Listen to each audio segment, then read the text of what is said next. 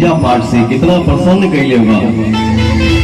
देवता लोग के भी जलन हो रहा बा भैया हो कवि के भाव बा। माई डोली चढ़ी चला सेवा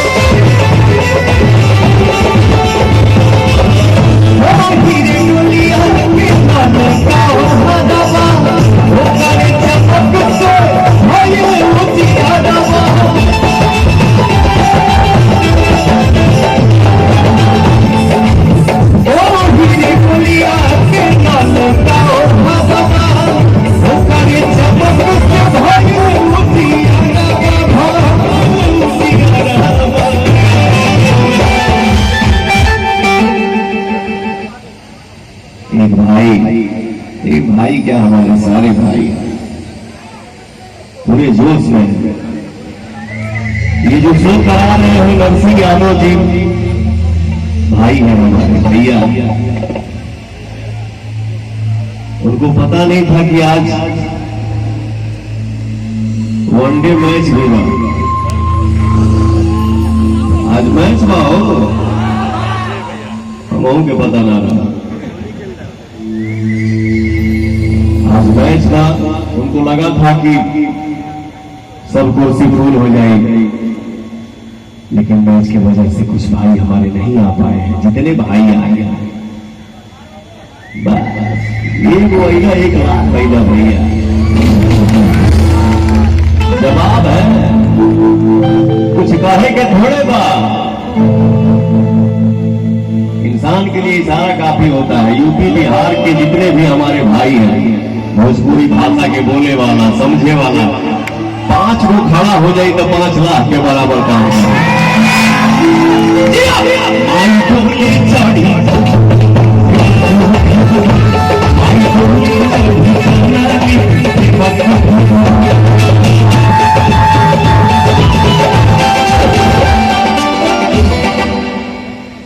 टिकट तो हम करी लगा बहुत जल्दी, बहुत कम करीला। नरसिंह यादव जी हमारे भाई और भी कुछ भाई हैं जिनके वजह से मैं टिकट शो करने लगा। टिकट शो में हमारे इतने भाई लोगों को आशीर्वाद देने हैं बहुत बड़ी बात है।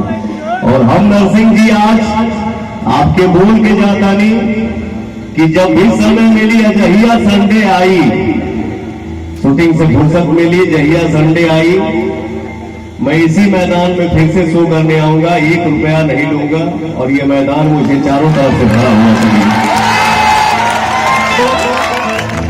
इतना भीड़ हो इस मैदान में कि वो भीड़ इतिहास बन जाए।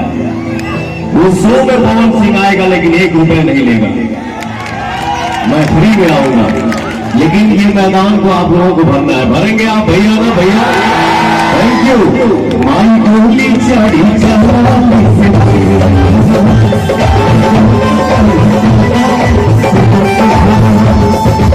हमारे महेश सिंह यादव जी हमारे भाई हैं और यही सब भाई लोग मिलकर शो करवा रहे हैं। तो भाइयों के नाम से छोटा गाली हो जाए। हो भैया क्या बात है।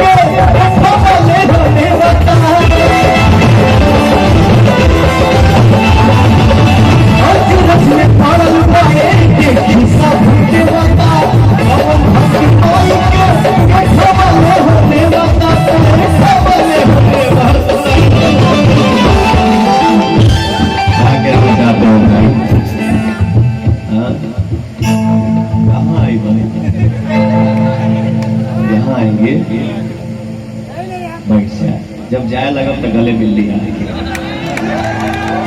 क्या कुछ बताना चाहते हो, दिल की बात? हाँ, आजा आओ राजा। आज आप लोग हैं तो हम हैं। आज भी वो दिन याद है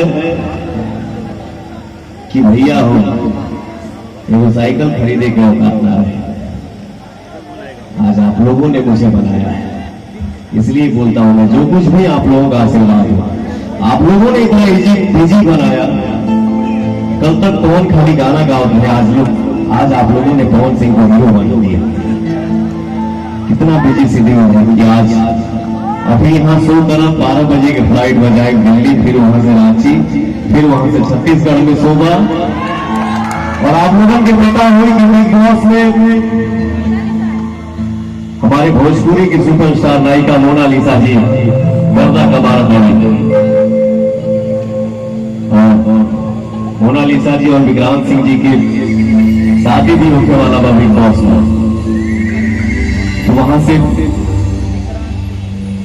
विक्रांत भाई का फोन आया, हम लोग व्हाट्सएप पे बात किए। मैंने बोला सॉरी भाई, रुक रे, खड़ा रहो। सॉरी भाई, आज मुंबई में सोबा, कल छत्तीसगढ़ में सोबा, परसों अगर टाइम पे आ जाए मुंबई, जहाज 12:30 बजे दिन में छोड़ दी तो दौड़ के जाए बिग बॉस में और खूब मस्ती कर लिया, खूब एंजॉय किया।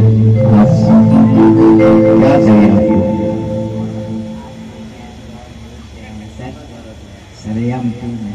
एमपी से हो, भोजपुरी समझते हो?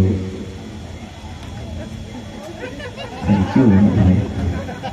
बोल रहा है कि एमपी से हूँ, आप ही का फिल्म ज्यादा देखते हैं। Thank you. क्या बात करनी है। एक और देवी गीत गाई, बाबू के अकेले में बात करेंगे बाबू से। एक और देवी गीत गाई तो मैं नीचे में आ जाना, ठीक है?